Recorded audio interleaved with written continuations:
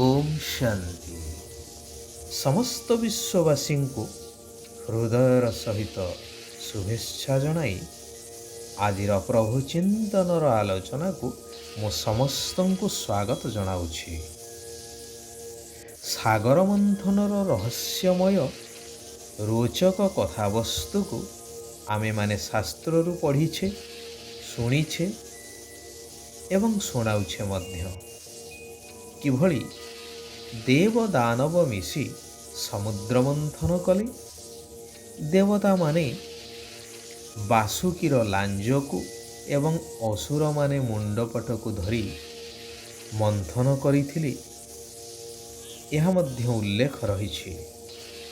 ସମୁଦ୍ର ମନ୍ଥନରୁ ଅନେକ ମୂଲ୍ୟବାନ ବସ୍ତୁମାନ ବାହାରିଲା, ଯଥା ପାରିଜାତ ବୃକ୍ଷ, ଉଚ୍ଚିଶ୍ରବାସ୍ୱ, ଐରାବତ ହସ୍ତି, ତତ୍ସହିତ ରମ୍ଭା, ମେନକା ଆଦି ଅପ୍ସରାଗଣ ସେଥିରୁ ବାହାରିଥିଲେ। ମନ୍ଥନ ଯୋଗୁଁ ବାସୁକୀ ସର୍ପ ପାଟିରୁ ହଳାହଳ ବିଷ ପ୍ରବାହିତ ହେବାକୁ ଲାଗିଲା, ଯାହାଦ୍ୱାରା ସାରା ଜୀବଜଗତ ତ୍ରାହି ତ୍ରାହି କରିବାକୁ ଲାଗିଲେ। ସମସ୍ତ ଦେବୀ ଦେବତା ଚିନ୍ତାରେ ପଡ଼ିଗଲେ, କ'ଣ କରାଯିବ? ଶେଷରେ ଶିବ ହିଁ ଏହି ବିଷକୁ ପାନ କରି ସାରା ବିଶ୍ୱକୁ ବିଷଜ୍ୱାଳାରୁ ଉଦ୍ଧାର କରିଥିଲେ, ଯେଉଁ କାରଣରୁ ତାଙ୍କର ନାମ ନୀଳକଣ୍ଠ ହୋଇଛି। ଏବଂ ଶେଷରେ ଅମୃତ ବାହାରିଲା, ଯାହା ପାଇଁ ଦେବଦାନବମାନଙ୍କ ଭିତରେ କଳହ ବା କନ୍ଦଳ ସୃଷ୍ଟି ହେଲା। ତେବେ ଏଠାରେ ବାସ୍ତବିକତାକୁ ଉପଲବ୍ଧି କରିବା, ସତ୍ୟତାକୁ ଉନ୍ମୋଚନ କରିବାର ସତ୍ସାହସ ଆମେ ହରେଇ ବସିଛେ। ଏହାର ମୁଖ୍ୟ କାରଣ ହେଉଛି ଧର୍ମ ଭୟ, ପରମ୍ପରା ଏବଂ ଅନ୍ଧବିଶ୍ୱାସ। ଆମେ ଅନେକ ଏହିସବୁ କଥାକୁ ଜାଣୁଛେ, ତଥାପି ଅଜଣା ହେଇ ରହୁଛେ। ଆମେ କେବେ ଚିନ୍ତା କରିଛେ କି ପାଣିକୁ ମନ୍ଥନ କରିବା ଦ୍ୱାରା ଏତେ ସବୁ ବସ୍ତୁ କିପରି ବାହାରି ପାରିବ ବୋଲି? ଯେପରି ଡାରୱିନ୍ ପ୍ରଖ୍ୟାତ ବୈଜ୍ଞାନିକ ବିବର୍ତ୍ତନବାଦର ତଥ୍ୟ ଉପସ୍ଥାପନ କରି କହିଲେ କି ପ୍ରଥମେ ଏହି ସୃଷ୍ଟିରେ ଏକକୋଷୀ ପ୍ରାଣୀ ଥିଲେ, ପୁଣି ଅମେରୁଦଣ୍ଡୀ ପ୍ରାଣୀ, ପରେ ମେରୁଦଣ୍ଡୀ, ସେଥିରୁ ଧୀରେ ଧୀରେ ମାଙ୍କଡ଼ର ସୃଷ୍ଟି ହେଲା ଏବଂ ପରିଶେଷରେ ବହୁ କାଳ ପରେ ମାଙ୍କଡ଼ରୁ ମନୁଷ୍ୟର ସୃଷ୍ଟି ହେଲା, ଯାହା ସମ୍ପୂର୍ଣ୍ଣ ଅବାସ୍ତବ ଏବଂ କପୋଳକଳ୍ପିତ ଉଦ୍ଭଟ ଚିନ୍ତାଧାରା, ଏବଂ ଯାହାକୁ ମଧ୍ୟ ତାଙ୍କର ନିଜ ପୁତ୍ର ତାଙ୍କ ତଥ୍ୟରେ ସ୍ପଷ୍ଟ ଭାବରେ ଉଲ୍ଲେଖ କରି ଏହି ତଥ୍ୟକୁ, ଅର୍ଥାତ୍ ତାଙ୍କର ପିତାଙ୍କର ତଥ୍ୟକୁ ଭୁଲ ବୋଲି ପ୍ରମାଣିତ କରିଦେଇଥିଲେ। ଯଦିବା ଏହା ସମ୍ଭବ ହେଇଥାନ୍ତା ବା ସତ୍ୟ ହେଇଥାନ୍ତା, ତେବେ ଆଜି ସୃଷ୍ଟିରେ କେବଳ ମନୁଷ୍ୟମାନେ ହିଁ ଥାନ୍ତେ, ବାନର ବଂଶ ସମ୍ପୂର୍ଣ୍ଣ ଲୋପ ପାଇଯାଇଥାନ୍ତା। ସେହିଭଳି ବାସ୍ତବରେ ଏହି ସଂସାର ସାଗର ବା ବୈତରଣୀକୁ ପାର କରିବାର ବା ଉଦ୍ଧାର କରିବାର ଯେଉଁ କାର୍ଯ୍ୟ ପରମାତ୍ମା ଶିବ ପିତା କରୁଛନ୍ତି, ତାହାର ଗାୟନ ହିଁ ଆଜି ଭକ୍ତି ମାର୍ଗରେ ପରମ୍ପରା ରୂପରେ ପାଳିତ ହୋଇ ଆସୁଛି। ଏହି ସଂସାର ସାଗର ବର୍ତ୍ତମାନ ସମୟରେ ମନ୍ଥନ ହେଉଛି। ଜ୍ଞାନୀ ଗୁଣୀ ସାଧୁ ସନ୍ଥମାନେ ତାଙ୍କର ସାଧନାକୁ ତୀବ୍ର କରୁଛନ୍ତି ସଂସାରକୁ ଉଦ୍ଧାର କରିବା ପାଇଁ, ଯେତେବେଳେ କି ଅତୀତ ତମୋଗୁଣୀ ସଂସ୍କାରଧାରୀ ବା ବିଜ୍ଞାନର ଅହଙ୍କାରରେ ମତ୍ତ ହୋଇ ଦୁନିଆକୁ ଆହୁରି ଦୁଃଖୀ କରିବାରେ ଲାଗି ପଡ଼ିଛନ୍ତି, ବିନାଶ କରିବାରେ ଲାଗି ପଡ଼ିଛନ୍ତି। ସକାରାତ୍ମକ ଚିନ୍ତାଧାରା ହିଁ ମନୁଷ୍ୟ ଦୈବିତ୍ୱକୁ ପ୍ରାପ୍ତ କରି ଅମୃତର ସନ୍ଧାନୀ ହୋଇଥାଏ, ଅର୍ଥାତ୍ ସତ୍ୟଯୁଗୀ ସ୍ୱର୍ଗ ରାଜ୍ୟର ଅଧିକାରୀ ହୋଇଥାଏ ଏବଂ ନକାରାତ୍ମକ ଚିନ୍ତା ଦ୍ୱାରା ମନୁଷ୍ୟ ପାଞ୍ଚ ବିକାର ରୂପୀ ବିଷଜ୍ୱାଳାରେ ସାରା ସଂସାରରେ ହାହାକାର ମଚାଇ ଦେଇଥାନ୍ତି।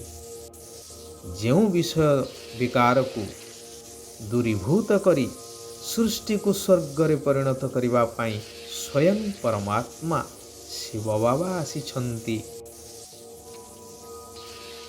ଏହି ଶ୍ରେଷ୍ଠ କଲ୍ୟାଣକାରୀ ପୁରୁଷୋତ୍ତମ ସଙ୍ଗମ ଯୁଗରେ ଏବେ ଶିବ ବାବା କହୁଛନ୍ତି, ମଧୁର ସନ୍ତାନଗଣ,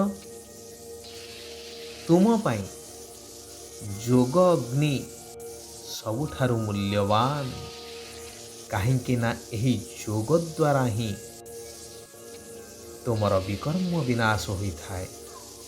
ଭଟ୍ଟି ଅର୍ଥାତ୍ ଅଗ୍ନି, ଏହି ଯୋଗ ଭଟ୍ଟି ହିଁ ଜନ୍ମ ଜନ୍ମାନ୍ତରର ବିକର୍ମ ବା ପାପର ଭାରକୁ ଲାଘବ କରିଥାଏ।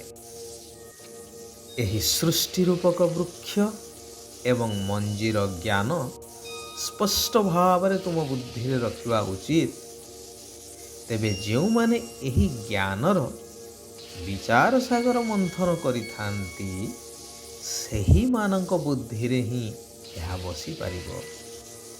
ବିଚାର ସାଗର ମନ୍ଥନ କରିବା ପାଇଁ ଅମୃତ ବେଳା ବା ବ୍ରାହ୍ମ ମୁହୂର୍ତ୍ତର ସମୟ ସର୍ବୋତ୍କୃଷ୍ଟ ଅଟେ। ଅମୃତ ବେଳାରେ ଉଠି ବୁଦ୍ଧି ଦ୍ୱାରା ଏକମାତ୍ର ବାବାଙ୍କୁ ମନେ ପକାଅ। ତୁମର ଏହି ଅଜପାଜପର ମହାମନ୍ତ୍ର ସର୍ବଦା ଚାଲିଥାଉ। ମୁଖ ଦ୍ୱାରା ବା ସୂକ୍ଷ୍ମ ଆଉ ସ୍ଥୂଳରେ କେବଳ ଶିବ ବାବା ବାବା କହିବାର ଆବଶ୍ୟକତା ନାହିଁ। କେବଳ ବୁଦ୍ଧି ଦ୍ୱାରା ମନେ ପକାଇବାର ଅଛି, ଯାହାକୁ କୁହାଯାଏ ମନମନା ଭବ। ଏବେ ସମୟ ବହୁତ କମ୍ ରହିଛି। ଏହି ସୃଷ୍ଟି ସମ୍ପୂର୍ଣ୍ଣ ପରିବର୍ତ୍ତନ ହେବାକୁ ଯାଉଛି। କାରଣ ଯୁଗ ଅନୁସାରେ ଯୁଗ, ଯେପରି 4 ଯୁଗ ରହିଛି, ସତ୍ୟ, ତ୍ରେତୟା, ଦ୍ୱାପର ଆଉ କଳି, ଏହାକୁ ତ ଘୂରିବାର ଅଛି ନା, ସମାପ୍ତି ହେବାର ଅଛି ନା ନିର୍ଦ୍ଦିଷ୍ଟ ସମୟ ସୀମାରେ।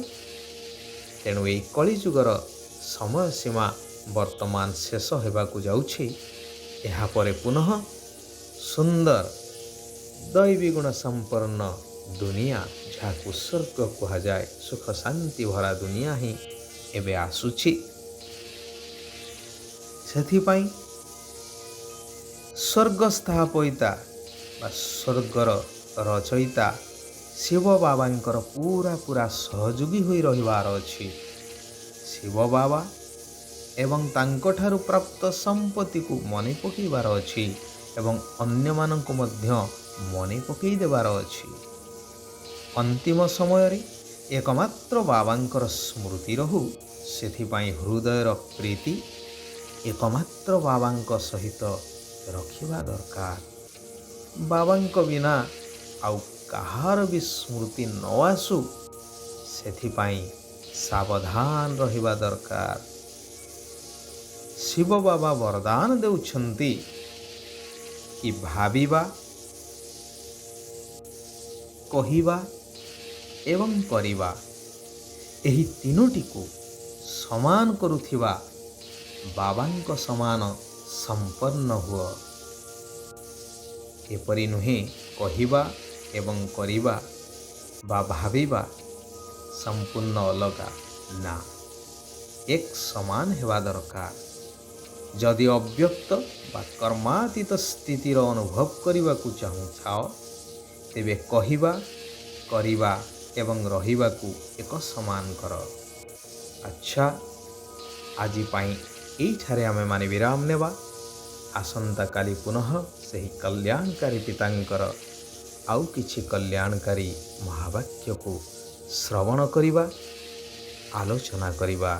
ନିଜ ଜୀବନକୁ ପରିବର୍ତ୍ତନ କରିବା ସହିତ ସାରା ବିଶ୍ୱକୁ ପରିବର୍ତ୍ତନ କରିବାର ମହାନ କାର୍ଯ୍ୟ କରିଚାଲିବା।